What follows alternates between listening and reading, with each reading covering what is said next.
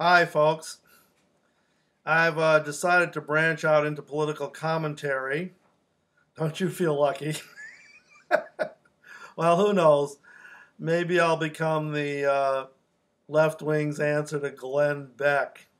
I certainly have enough simplistic, half thought out, annoying liberal opinions to spout. Certainly enough to get all the conservatives angry out there. But that's only fair. Their half-wit opinions have been annoying me for years, so maybe it's time for a little turnaround.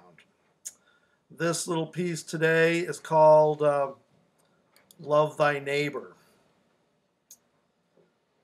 Love thy neighbor. Sometimes, most of the time, it's hard. That is, unless you live next to one of those hot 40-year-old divorcees. But I digress. The guy who runs the stall next to mine at the farmer's market is a 30-something-ish fellow. He sells little aquariums with frogs or Siamese fighting fish in them. He claims to be a surfer. He claims to be ex-military. He says he was in sniper school, though truth to tell, right now he's kind of chunky. I doubt that he's been doing much surfing or sniping lately. He is a talker, which anyone with any hope of making money at a farmer's market has to be. He has a lot of opinions about politics, which if he had any taste, he would keep to himself, considering that this is work, and a certain professional decorum is indicated. Most of his opinions are secondhand. You can hear them on any right-wing radio show. All of them are simplistic and poorly thought out. They are little one-sentence sound bites based on dubious facts and faulty logic. He likes to share these little pieces of hateful idiocy with whoever will listen, which means I have to hear them. If I could install a mute button in my head, I certainly would. The first time I had the misfortune to hear him speak on politics, he made the statement that Obama was the worst president we had ever had. I was set back.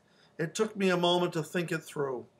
How could Obama be the worst president we have ever had when George Bush, his predecessor, is responsible for getting us involved in two wars, one completely pointless and the other one unwinnable,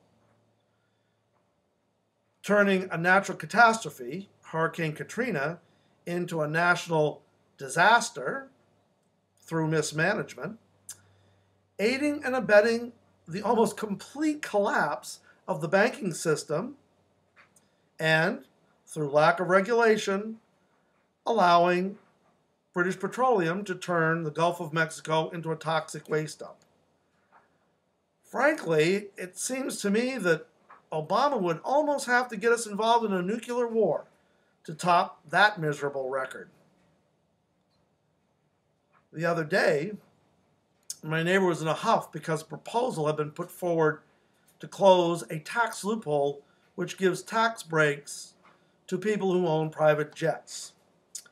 They work their asses off to get them, and now they're going to tax them. By them, I assume he means the hard-working rich, whoever they might be. It got me thinking there are far more people who own jets that have never done a hard day's work in their lives than ones that have. Getting rich, being rich, and staying rich is more about getting other people to work hard while the rich man sits back and checks on his bank account. The number of people who have made fortunes from individual effort is only a small percentage of the overall group we would call rich. Most wealth is inherited. The people who get it got it simply by being born.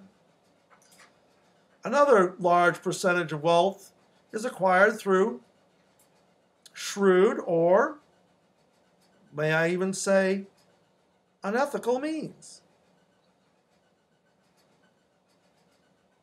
The bankers who got million-dollar bonuses while the banks they worked for were going broke. The CEOs that run their companies into bankruptcy but still collect a huge salary. The outright criminals like Bernie Madoff. He got caught. And the hundreds of others who didn't. The 2 or 3 rich people I personally know hardly work at all. They drop by the office every once in a while between golf games and trips to the Bahamas just to see how things are going. But other than that, they don't do a whole lot. I know a private investor who actually brags that all he has to do to make millions of dollars a year is make 10 phone calls a day. I tell you, that sounds exhausting. Nice work if you can get it, I suppose. So I guess you'll just have to forgive me, but I personally hope they not only close the loophole on private jets, I hope they raise the tax rate on all those swine. If my neighbor was a rich man himself, I could understand his view. Everybody has to stick up for his own interests after all, but I don't think this is the case. Maybe he thinks that selling aquariums at farmers' markets is such a fantastic business plan that one day he will own a private jet. I am even more doubtful about this than that he might be secretly wealthy. That is, unless the frog business is just an excuse to ship large packages from Colombia to the USA, if you know what I mean. Actually, I think his problem is mostly psychological. You see it all the time. People who identify so strongly with a famous or wealthy person that they sort of forget who they are. You often see this in people who follow sports. They have their favorite team and their favorite player on that team. They wear the team jersey. They wear the player's number.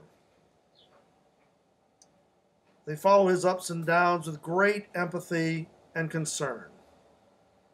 You see this in young girls who dress, or more accurately, run around half naked, trying to imitate their favorite pop star. Even I have fallen victim to this phenomenon. I remember once sitting in a Rolling Stones movie thinking that I was only a few years younger than Mick Jagger. As if Mick Jagger, who is a rail-thin, wealthy, famous rock star, has anything in common with me. An overweight, lower middle class nobody. In retrospect, the connection between the two of us is completely beyond me. Yes, my neighbor is confused. He thinks the rich need his concern and support. I am pretty sure they don't. He needn't worry. The rich may not have gotten rich by hard work, but they sure didn't get rich by being stupid. The government can raise taxes on jet planes, or it can raise taxes on almost anything else for that matter. The rich have armies of accountants and lawyers who will make sure that the poor end up paying the tab for the whole thing. Thanks for watching. See you later. Bye.